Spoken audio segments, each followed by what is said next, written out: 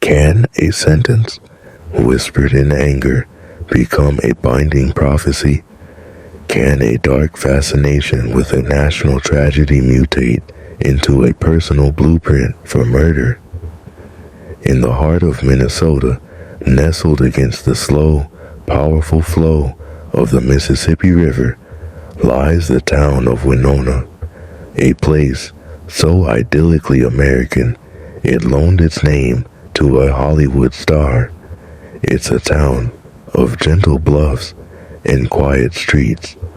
But in 2023, that serene facade fractured, revealing a dark current of control and terror flowing beneath the surface.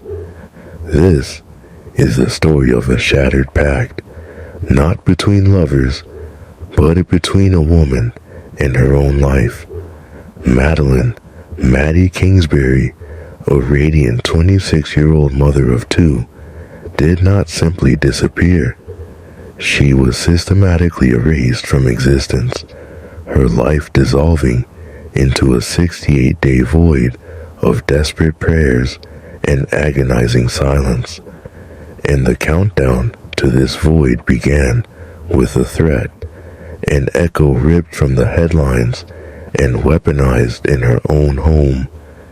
The man she once loved, the father of her children, looked at her and uttered the words that would become her epitaph. "If you're not careful," he warned, "you're going to end up just like Gabby Petito." Was this a hollow threat, a flash of rage in a dying relationship?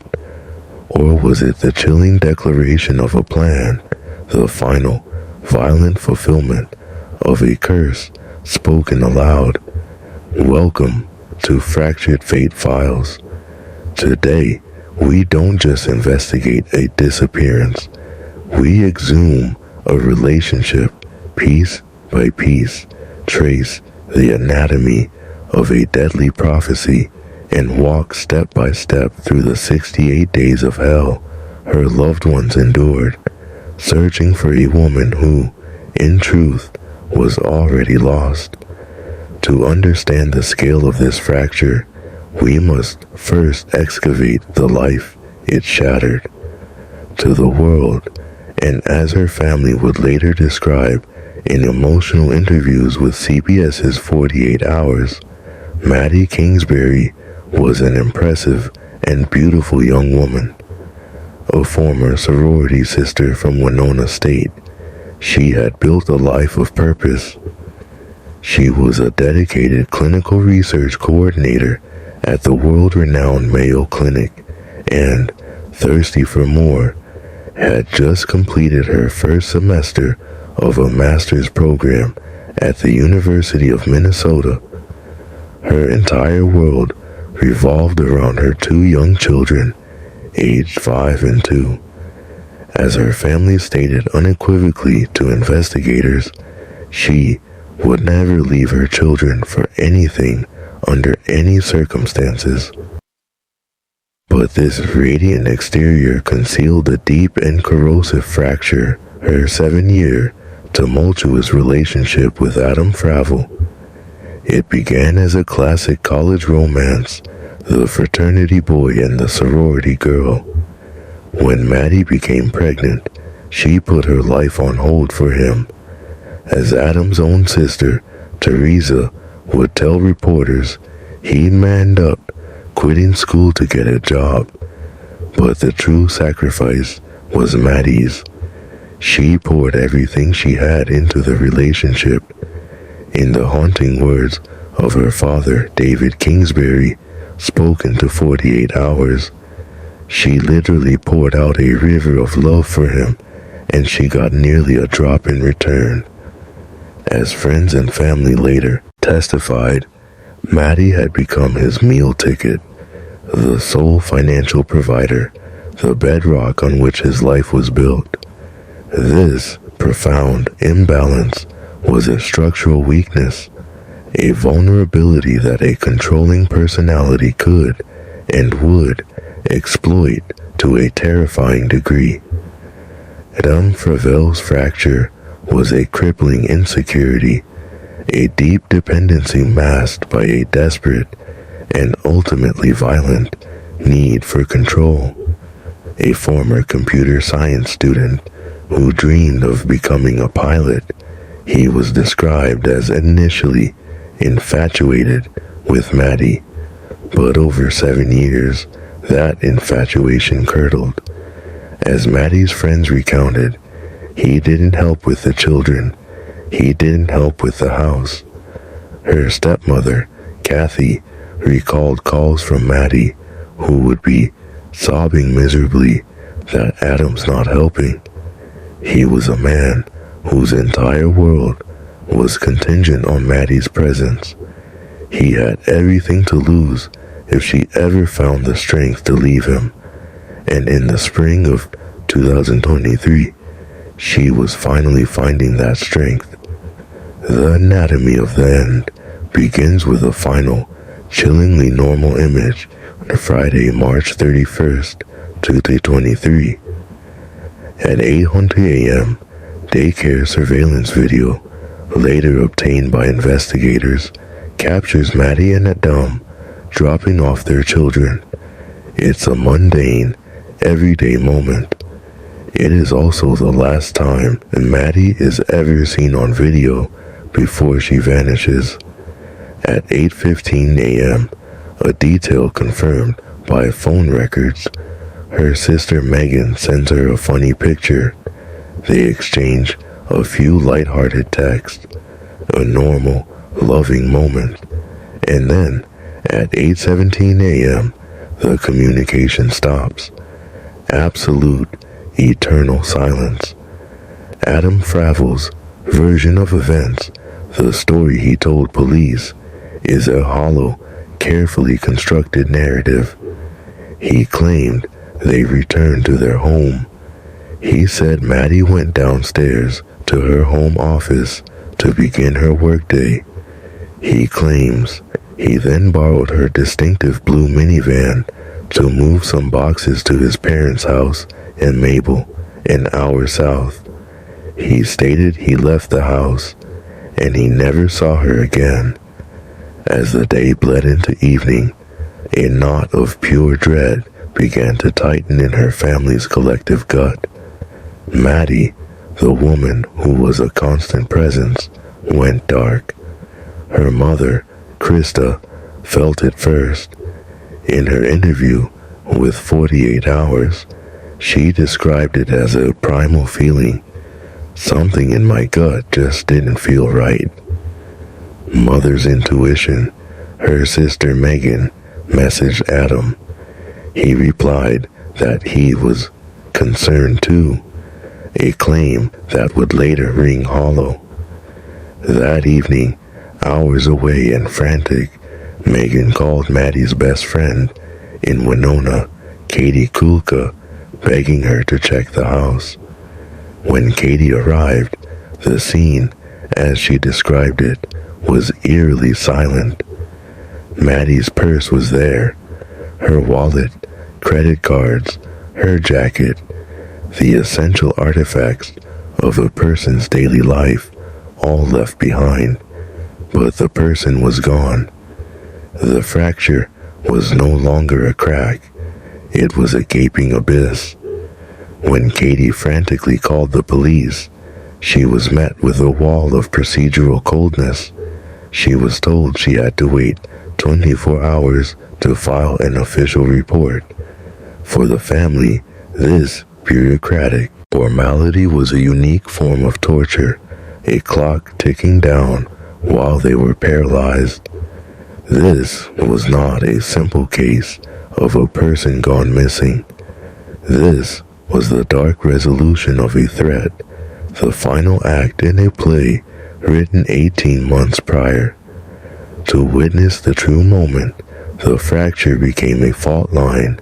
We must rewind. It is the fall of Twinklet. The nation is transfixed by the tragic case of Gabby Petito, a young woman murdered by her fiancé. For Adam Fravel, this was not just a news story. As Maddi's friend Haley would later testify to investigators, it became a dark and disturbing obsession. One night, after they watched a TV special on the murder, that obsession turned from the screen and focused with terrifying intensity on Maddi. According to the search warrant affidavit later filed in court, an official document detailing the investigation, Maddi had saved a screenshot of a text exchange that chronicled the aftermath of that night. Her text to Adam read, "You know I'm not really okay with or over the fact that you put your hand around my neck and pushed me down." His response was not one of apology, but of chilling command. "You'll adjust." This was not a private argument. It was a documented moment of violent control. That same night, he spoke the prophecy. "If you're not careful, you'll end up just like her." When police questioned him about it, he admitted to making the comment, but dismissed it as a joke. But a hand around your throat is never a punchline. Maddi was so terrified, she fled with her children to her father's house. But somehow, he pulled her back. She was, as her father said, a pro at minimizing her own danger. It was a fatal miscalculation. Her own stepmother, seeing the darkness he couldn't hide, had already issued her own stark warning to Maddi. "He's going to kill you." The catalyst for the final, violent break was hope. Her name was Spencer Sullivan, an Army veteran and an old college friend she had reconnected with. He was a glimpse of a different future, a life free from the fracture. And so, just 6 days before she disappeared, Maddi did the bravest thing of her life. She sat Adam down and told him the truth. As confirmed by her sister Megan to investigators, Maddi told Adam it was over. She was getting her own apartment. She was taking the children, and she was seeing someone else. He cried. His sister described him as really hurt, but it was more than heartbreak. It was the white-hot panic of a controller losing his grip. The day before she vanished, Maddi called her friend Katie, crying. She said Adam was hovering over her while she worked, tormenting her by muttering about some other man raising his kids. The pressure was building to a breaking point. Now, let us dissect the story Adam told police. He said he drove south, realized he had the wrong boxes, and turned around. But digital eyes are merciless. According to the criminal complaint filed by the state, analysis of a web of surveillance cameras from homes and businesses along Highway 43 revealed a different, more sinister story. They tracked Maddi's blue minivan south, down that lonely road until it reaches the quiet township of Choice. And then, for 45 agonizing minutes, the van evaporates. It enters a digital and physical void, a 45-minute black hole where a life could be taken, where a body could be discarded on a desolate country road, where a prophecy could be brutally fulfilled. And what was the first thing investigators noted when they entered the home? A detail highlighted in the police reports.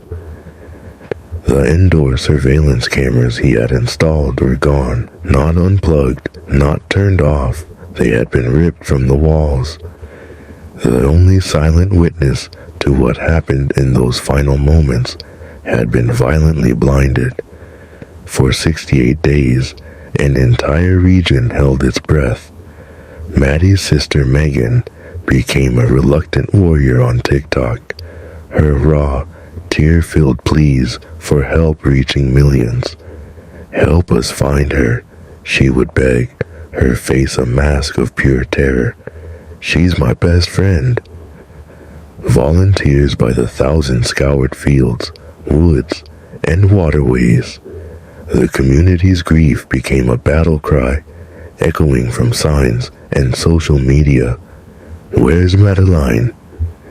Then, on June 7th, the vigil ended in the cold, hard language of a police report. A sheriff's deputy patrolling a lonely country road found human remains. As the Winona police chief announced in a grim press conference, the remains were confirmed to be Maddi Kingsbury. The details laid out in the criminal complaint were sickening. She was found wrapped in a gray-fitted bedsheet, the kind you have in your own home. It was sealed tightly with black duct tape. The location was not random. Investigators noted it was a desolate, wooded area near property the Fravel family themselves had once maintained and were deeply familiar with. It was right inside that 45-minute black hole. On June 7th, 2023, Adam Fravel was arrested and charged with second-degree murder, a charge a grand jury later upgraded to 2 counts of first-degree murder. Theory 1. This inescapable chain of guilt. For prosecutors, this is not a mystery. It is a closed loop, an evidentiary chain forged link by link. The motive, outlined in search warrants: a man enraged at losing his financial support, $170,000 in a death benefit Maddi had with no listed beneficiary, his home, and his control over his family, the threat from his own admission to police, his joke about Gabby Petito, a chilling confession of his mindset, the opportunity from digital forensics, a 45-minute unaccounted-for gap in his timeline, in the exact area where the body would be found, the physical evidence detailed in the complaint, the body wrapped in a sheet that matched the set found in their home, the cadaver dogs alerting on a shovel and vehicle at his parents' property, the consciousness of guilt from crime scene analysis, the ripped-out surveillance cameras, an undeniable act of destroying evidence for the state, and for what legal analyst Mary Fulginiti terms the court of common sense. All roads lead directly to Adam Fravel. Theory 2. The desperate whisper of doubt. Adam Fravel and his family proclaim his innocence. They have explanations. The cadaver dogs, they told reporters, alerted because the shovel was used to move a dead raccoon. The incriminating interview, his legal team argued in court filings, should be suppressed because he wasn't read his Miranda rights.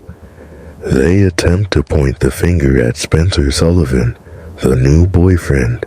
They are trying to sow doubt, to fracture the prosecution's airtight case. But against the mountain of circumstantial evidence, these claims feel like desperate whispers in a hurricane of guilt. The fracture in the Kingsbury family is permanent, a line of grief that will never heal. Her father is haunted. Her sister must face a future without her confidant. Spencer Sullivan, the man who represented hope, shared his own fracture with 48 hours. "I saw a future with Maddi," he said, his voice breaking, "and it felt like somebody just ripped the next 60 years out of my life." Was this the cold, calculated fulfillment of a prophecy made 18 months prior, Or is there a shadow of doubt yet to be exposed? Comment your theory below. Share this story not for morbid curiosity, but in memory of a woman who mattered, and as a stark warning to anyone who sees the fractures forming in their own lives before they become a final, fatal break. This narrative is a detailed dramatization based on publicly available information, primarily from the in-depth reporting of the CBS 48 Hours program titled The Disappearance of Maddi Kingsbury, official court documents, including the criminal complaint and search warrant affidavits, and extensive, reputable news coverage of the case. This is a real case involving real victims, and their stories have been treated with respect. All facts and quotes presented are drawn directly from these public sources to ensure accuracy. If you or someone you know is in a dangerous situation or experiencing domestic violence, you are not alone. Help is available. Please contact the National Domestic Violence Hotline at 1-800-799-7233. Viewer discretion is advised. We do not seek to exploit tragedy, but to understand the fractures that lead to it, in the hope that another can be prevented.